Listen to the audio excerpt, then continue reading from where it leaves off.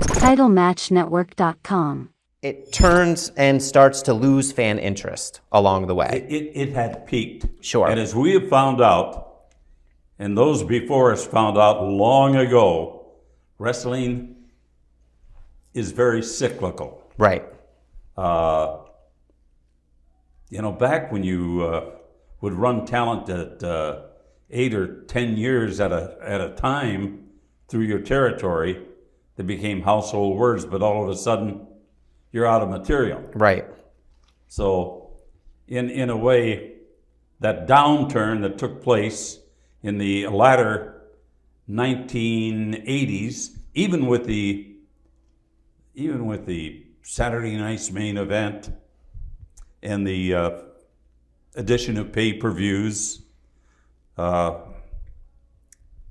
business was struggling. Well, the business was getting a lot of negativity towards it. We had a Vince McMahon steroid scandal. We had there was a lot of things going on. There was another question. I know we're jumping around. There was a question I wanted to ask you. When 2020 did its expose on wrestling, and we had the incident where Dr. D, David Schultz, slapped John Stossel.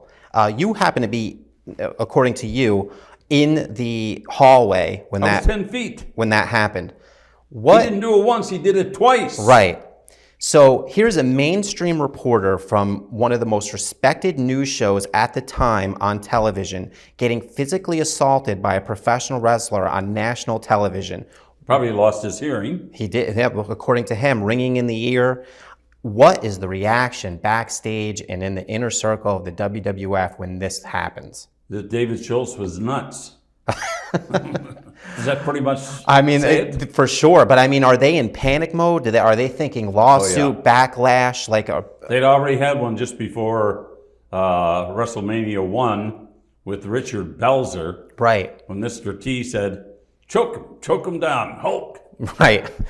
Come on, brother. Now that was, I mean, I do remember that. Hogan put him to sleep and he hit his head. I mean, but the Dr. D... got up and he's bleeding. Yeah, for sure. But the Dr. D thing was an actual assault. I mean, a lot of people say he had it coming, but I don't know if you really can say that. I mean, in the perspective of that interview. There is an old school guy who trained under Stu Hart up in the dungeon in Calgary, Alberta, Canada.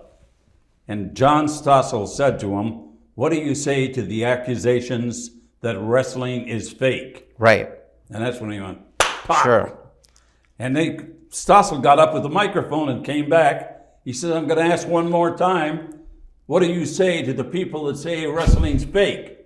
He said, "This is an open-handed slap, pal." Yep. Boom. Next thing I do is I see Stossel crawling down the hall at Madison Square Garden. Now, how come you didn't come to his aid, Mean Gene? You know what? I think all is forgiven with a couple of $1 million. Okay, so he did end up. They did of end course up. He did. Right. So they settled out of court and it went away. Company is now insured for that. Interesting. Interesting. Well, I guess you kind of have to. Any other company would be insured for it too. So if you slapped me, are we insured? I don't know, maybe. What do you mean you don't know? You gotta check the policy. Well, let's just keep it verbal, right. not physical. So okay, so the business on a downturn. The Vince McMahon steroid scandal hits. I mean, that was a pretty big deal. That was so. I was here at that time. Right. And it was so bogus. I mean, steroids have been around long before Vince McMahon was even born. Of course. Now, did you feel, I mean, or not, maybe not you, but did the people feel that this was a personal attack more than a professional attack? But of course it was. Right. Of course it was. And the only thing that Vince did that I would say, he never encouraged the use of steroids, but he did like bigger talent. Right. So if the guys look buffed and... Well, let me play devil's advocate. You say he didn't encourage it, but by the same token, the bigger talent would get the push. Isn't that in a backhanded way encouraging it? I think that Vince really took some long and hard looks at the health repercussions. Right. Of these guys would not cycle themselves and I hope I'm not giving any secrets away. What the hell? But if you don't cycle yourself, and not just wrestlers, but football players or whomever. Right. More is better. So you think you're going to get this big and be able to do this much with this? What if I double it? Right. And what if I continue to use it? Now, And you got guys with roid rage and with busted up bodies. All of a sudden now, ligaments are starting to spring right. and a lot of injuries. The court case probably was well-founded. There was a grand jury, by the way, that I testified in front of. Sure. My knowledge, asked me what I got in the mail from a doctor, and I says, well, what do you think? Rogaine. And I think that time the judge told me, blow it out your ass, I see. but in my ear. Right, right. So Hogan goes on Arsenio Hall. They ask him point blank. He says he's never done steroids, but then has to testify later that in fact that he did do steroids. Does that hurt his credibility as far as being a hero for kids? Of course it does. Number one, he should have known that Arsenio was going to. He could have ducked that. Sure. I would think, like, wouldn't that be discussed beforehand, of him even going on the show? Yeah, that's a hardball question. Yeah. And at the time, I guess when you have to make that split-second decision, no comment would have been my comment. Right. But he said no. Right. Never.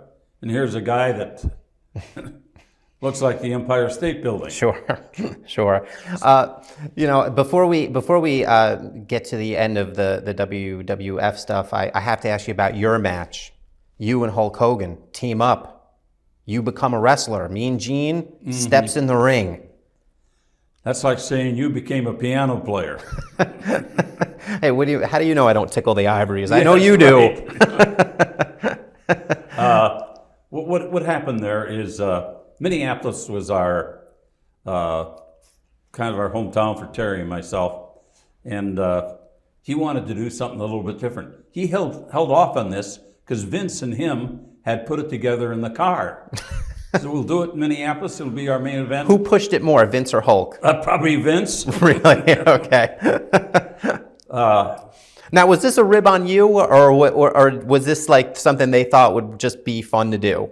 It was a sellout. Right. And it was talked about. I mean, it gave us content that we could play on the whole network. Now, the vignette. Because the workout that Hogan put me through was so outrageous that I'm sure every old fat guy in the world would sit on the couch and watch that and laugh his ass off. Now, here's a question I've wanted to ask you probably for as long as my first time ever watching it.